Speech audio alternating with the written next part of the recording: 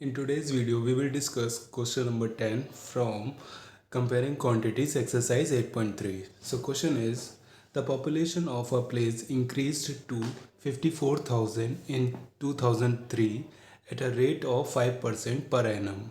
Okay. So first is, find the population in 2001, and second is, what would be its population in 2005. Okay, so question में बोला गया है कि जो population है वो इंक्रीज हुई है 54,000 से 2003 में, ठीक है, 54,000 से 2003 में, ठीक है, एट अ रेट ऑफ 5%, 5% की एनुअल दर से, ठीक है, एनम फाइंड। तो इसमें हमें क्या क्या फाइंड करना है, एक तो हमें population, find the population in 2001 में क्या पॉपुलेशन रही होगी, and second one, what would be its population in 2005, ठीक है, 2001 में क्या रही होगी और 2005 में क्या रहेगी, ठीक है, इस रेट के हिसाब से। तो सबसे पहले मुझे यहाँ ये दिख रहा है, देखिए ये कंपेयरिंग क्वांटिटीज़ का क्वेश्चन है। तो इससे पहले हम क्या करते हुए आए हैं, एसआई और कंपाउंड इंटरेस्ट निकालते हुए आए हैं, ठीक है। उसके बेसिस पे यहाँ पे देखिए आप कुछ कंपैरिजन करने की कोशिश कीजिए। देखिए कि आपको यहाँ पे रेट तो दिख रही है, ठीक है, ठीक है, और 5% में रेट लिख लेता हूँ, ठीक है। एक और आपको चीज़ दिख रही होगी कॉमन, देखिए यहाँ पे देखिए एक टाइम है 2003, ओके, और यहाँ 2001 की बात कर रहा है, ठीक है। हमें पहले क्वेश्चन में क्या करना है, 2001 की पॉपुलेशन निकालनी है, और यहाँ पे क्या दिया गया है, 2003 की पॉपुलेशन दी गई है, ठीक है। हम क्या करते थे क्वेश्चन में आपसे पहले कि अगर हमें कुछ पॉपुलेशन मान लो कि अगर आपके पास आज जो पैसा है, अगर आप उसका कंपाउंड इंटरेस्ट कराओगे तो वो कुछ समय बाद ही तो होता था, है कि नहीं। अगर मैं मान लो कि यहाँ पे 2001 में कुछ पॉपुलेशन है, वो कंपाउंड कब होएगी, 2003 में ही तो होएगी, मतलब जो 2001 में जो पॉपुलेशन होएगी मैं उसको प्रिंसिपल मान सकता हूँ, और जो 2003 में होएगी वो हमारा अमाउंट निकल के आ जाएगा, ठीक है। तो यहाँ पे हम फॉर्मूला लिख लेते हैं उसी हिसाब से।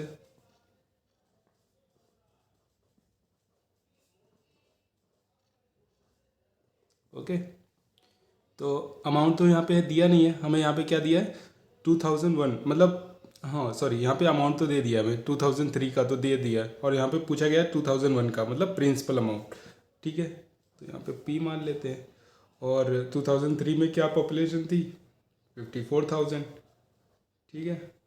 कंपाउंड लग के ही तो 2001 मतलब यहाँ पे कुछ आपने इन्वेस्ट किया कुछ टाइम के लिए, उसके बाद कुछ समय लगाने के बाद 2003 आया, वहाँ पे आपको क्या मिलेगा, एक एनुअल एक अमाउंट मिलेगा कंपाउंड इंटरेस्ट के साथ। तो यहाँ पे क्या है, यहाँ पे 2001 में एक पॉपुलेशन जो 2003 में कंपाउंडेड होके 54,000 हो जाती है, ठीक है। तो वही एक ही जगह मैंने अमाउंट की जगह 54,000 लिख दिया है, और ये पी आपका क्या है, 2001 के लिए आपको पॉपुलेशन बतानी है।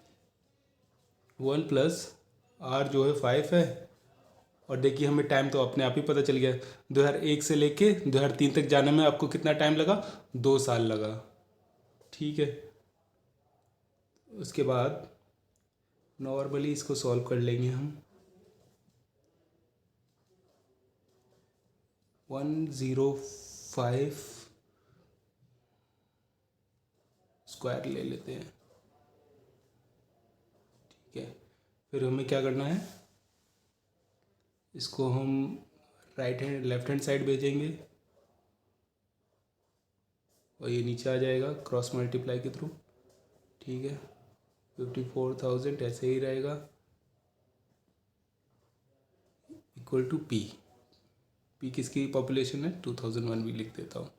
तो इस तरह से सॉल्व करने पे मुझे क्या मिल जाएगा, ये अप्रॉक्सीमेट में आंसर आ रहा था मेरा 48,979 आ रहा था, लेकिन मैंने इसको अप्रॉक्स की जगह एग्जैक्ट लिख दिया है ना, होल नंबर में लिख दिया है, ठीक है। पॉपुलेशन तो पूरे ही नंबर में होगी ना, आधे अधूरे नंबर में थोड़ी ना होगी कि 79.81 ये क्या पॉपुलेशन होगी, पूरे नंबर में होगी ना। ठीक है, ये तो 2001 की आ गई पॉपुलेशन। अब इसके बाद क्या कह रहा था हमसे क्वेश्चन कि 2005 की बतानी है हमें पॉपुलेशन। ठीक है, 2005 की कैसे बता पाओगे, जब मान लो कि 2003 में आपके पास प्रिंसिपल अमाउंट था, उस पर आप कुछ कंपाउंड लगाओगे तभी तो 2 साल बाद क्या मिलेगा, उसका अमाउंट मिलेगा इंटरेस्ट के साथ। ठीक है, 2003 का तो हमें पता था कितना था, पहले फॉर्मूला लिख लेते हैं जल्दी से हम। ठीक है, ये हमारा फॉर्मूला। इसके बाद मुझे ये पता है कि इससे हमें क्या निकालना है, अमाउंट, मतलब कि पॉपुलेशन निकालनी है 2 साल बाद की, इस पर कुछ इंटरेस्ट लग रहा है। ठीक है, तो ये कितने के लिए, ये होगी हमारी 2005 के लिए। ठीक है, प्रिंसिपल अमाउंट क्या हो जाएगा 2003 में, इसके आगे ही तो जनसंख्या बढ़ रही है। ठीक है, 54,000 वन प्लस रेट वही है आपकी 5% ही बोला है, इसी रेट से बढ़ रही है। और फिर से आपको टाइम कितना लगा, 2003 से 2005 में जाने के लिए 2 साल लगा।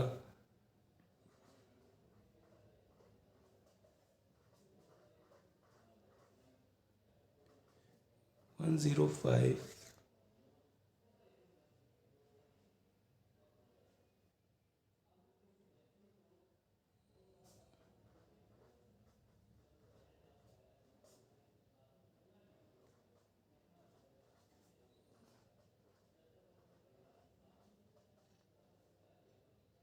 अब ये इसको सॉल्व करने पे हमारा 59535 59,535 की पॉपुलेशन बन जाएगी 2005 में।